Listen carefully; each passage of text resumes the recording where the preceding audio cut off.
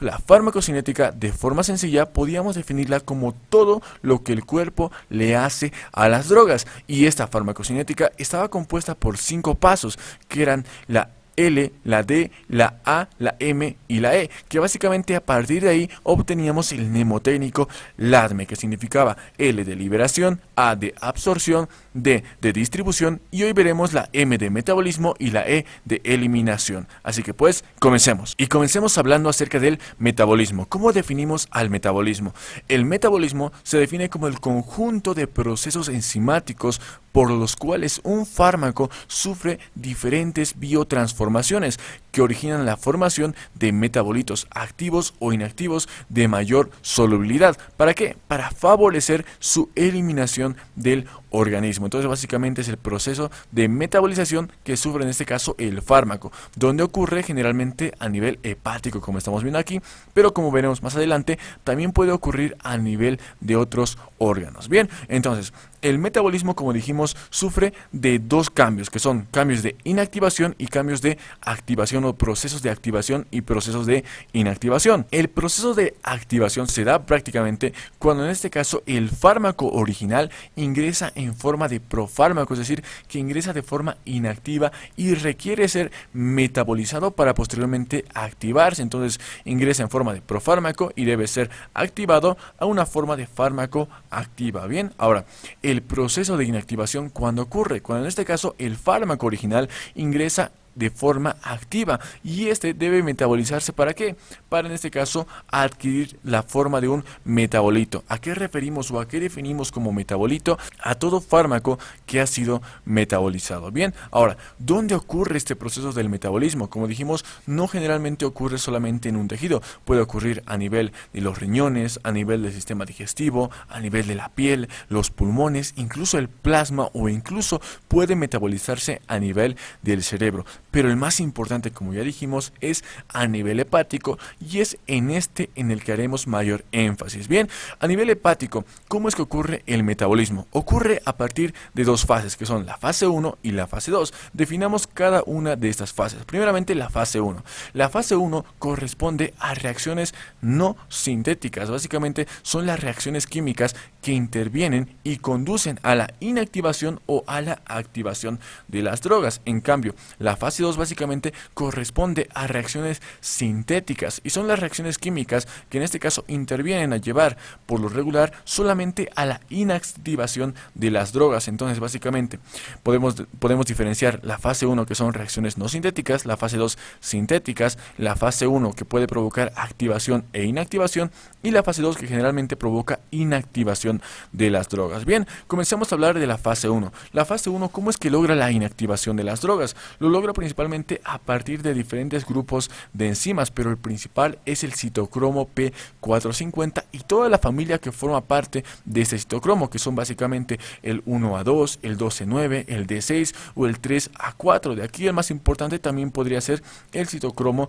P3A4, que básicamente es el que participa en el 50% del metabolismo de diferentes fármacos que se utilizan de forma terapéutica. Por lo tanto, siempre o la mayoría de las veces está presente y es muy importante. Bien, entonces comencemos a ver a detalle más la fase 1. Dentro de la fase 1, ¿cuáles son las reacciones químicas que participan aquí? Son 3, que son la reacción de oxidación, la reducción y la hidrólisis. La oxidación, ¿a qué se refiere? Se refiere básicamente a la adición de oxígeno o también a la pérdida de hidrógenos. Bien, aquí, ¿qué tipo de compuestos participan? Participan principalmente los alcoholes y los aldehídos. Bien, ahora, la reducción, ¿cómo la definimos? La definimos como la pérdida de oxígeno o adición de hidrógeno. Básicamente es todo lo contrario a la oxidación. ¿Qué tipo de compuestos participan aquí? Participan principalmente los aldehídos, los ésteres y las cetonas. Bien, y finalmente veamos la hidrólisis. ¿Cómo definimos la hidrólisis? Como la descomposición de una sustancia por intermedio del agua, muy importante. Ahora, ¿qué compuestos pueden participar aquí?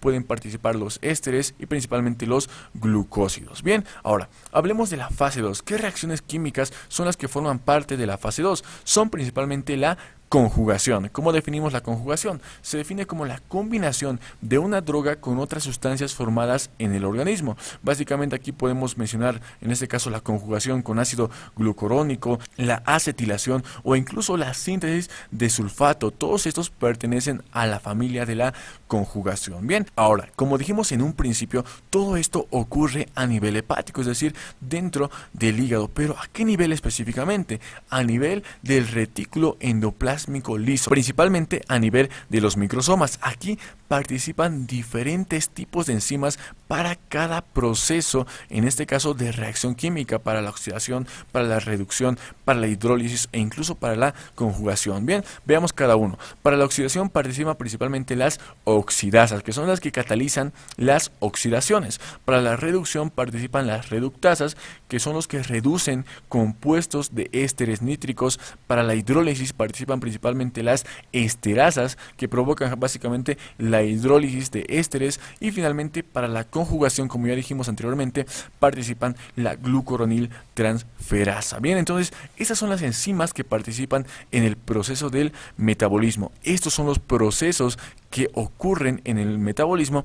Estas son las fases y básicamente esto es lo que ocurre dentro del metabolismo: activación o inactivación del fármaco. Bien, ahora, ¿solamente es esto el metabolismo? La respuesta es no, pues hay diferentes factores que pueden influir sobre la biotransformación. Entre esos factores tenemos a la inducción enzimática, la edad, la inhibición enzimática, el sexo o incluso el factor genético. Comencemos a ver cada uno. La inducción enzimática. La inducción enzimática básicamente se refiere en este caso a la exposición a diferentes fármacos, es decir, una exposición prolongada a diferentes fármacos terapéuticos en un paciente. ¿Qué puede llegar a provocar? Puede llegar a provocar en este caso un aumento de la actividad de las enzimas. Y ahora imagínense, si hay un aumento de la actividad enzimática, ¿qué es lo que va a provocar? Va a provocar en este caso que haya un aumento de la tasa de biotransformación o metabolismo.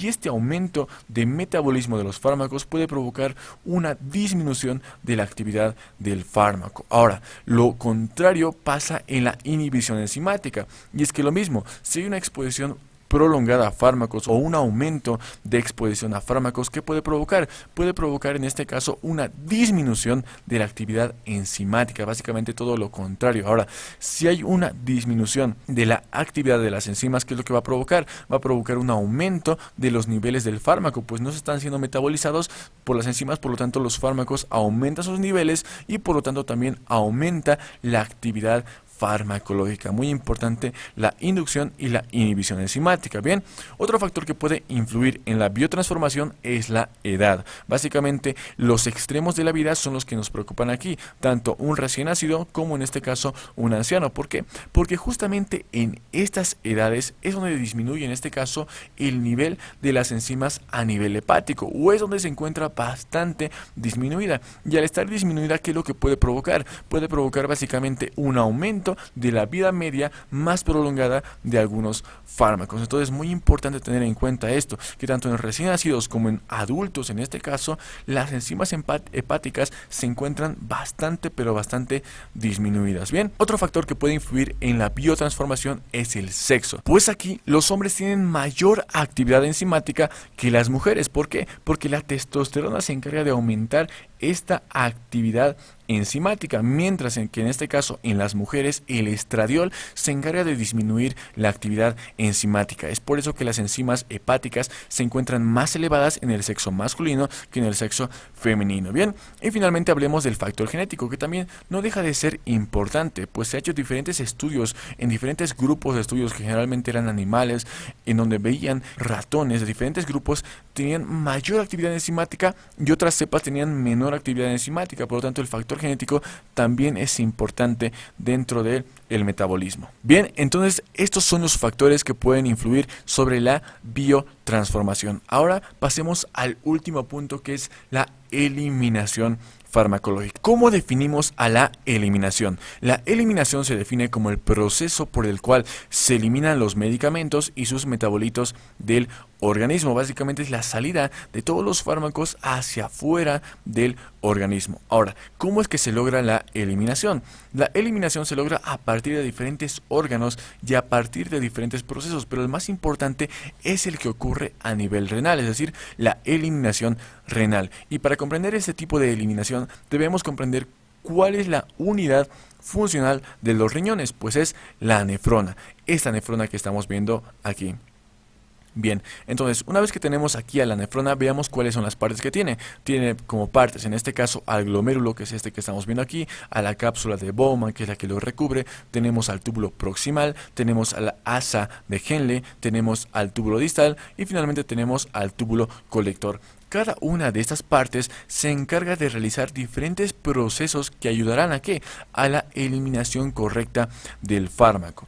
¿Y en qué consiste la eliminación del fármaco? Básicamente consiste en 3 pasos súper importantes, 1, 2 y 3. El primer paso, que es la filtración glomerular, el segundo la resorción tubular y finalmente el tercero, que es la secreción tubular. Bien, comenzamos a hablar de cada uno a detalle. Primeramente, la filtración glomerular. ¿A qué se refiere? Básicamente es el que ocurre en este caso a nivel del glomérulo, como dice su nombre, y es un proceso pasivo el que ocurre aquí. Aquí pasan todas las sustancias de bajo peso molecular, es decir, todos los fármacos básicamente son los que pasan a partir de la filtración glomerular. Básicamente aquí es donde pasan toda la porción de drogas que en este caso no están unidas a las proteínas, es decir, la fracción libre de los fármacos como vimos en anteriores videos. Bien, una vez que el fármaco ya es filtrado a nivel del glomérulo, pasamos al siguiente paso, que es la resorción tubular. La resorción tubular, que básicamente ocurre a nivel del túbulo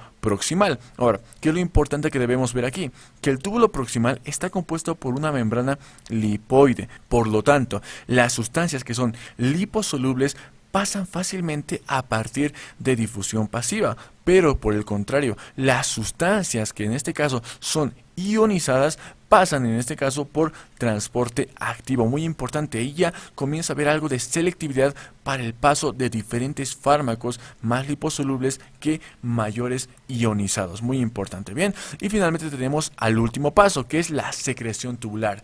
Esta secreción tubular básicamente ocurre a nivel del túbulo distal, como estamos viendo aquí. Básicamente en aquí ya no existe el transporte pasivo, solamente existe el transporte activo, y este transporte activo requiere de energía. Ahora, ¿de qué depende en este caso que pase a partir del túbulo distal y pueda ser eliminado? Depende en este caso que haya un aumento en este caso de los niveles de droga a nivel del plasma. Pues si hay un aumento de la droga a nivel del plasma, ¿qué es lo que va a pasar?